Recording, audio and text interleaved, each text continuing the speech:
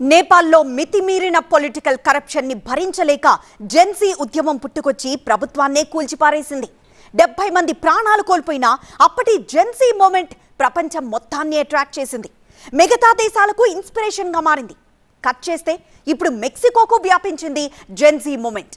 Madam president go back అంటూ రక్తపాతానికే దిగింది అక్కడి యువత.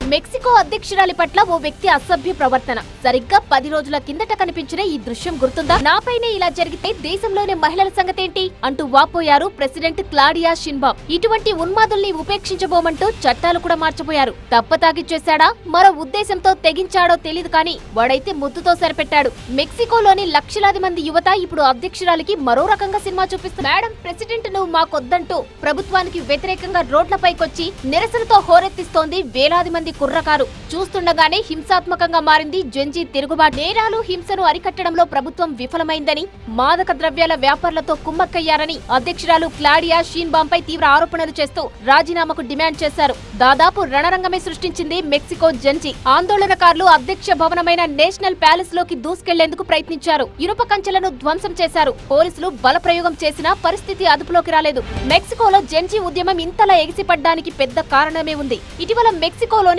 మికోకాన్ లో ఉరుపాన్ నగర మేయర్ దారుణ హత్యకు గురయ్యాడు. నేరాలకు వ్యతిరేకంగా పోరాడుతున్న ఆ పెద్దాయన్ని ఓ బహిరంగ కార్యక్రమంలో దుండగులు కాల్చి చంపారు. ఈ హత్యతో దేశవ్యాప్తంగా యువతలో ఆగ్రహం పెల్లుబికింది. హింసను అరికట్టడంలో అట్టర్ ఫ్లాప్ అయ్యారంటూ అధ్యక్షురాలపై కత్తిగట్టి ఇలా యుద్ధానికి దిగేశారు.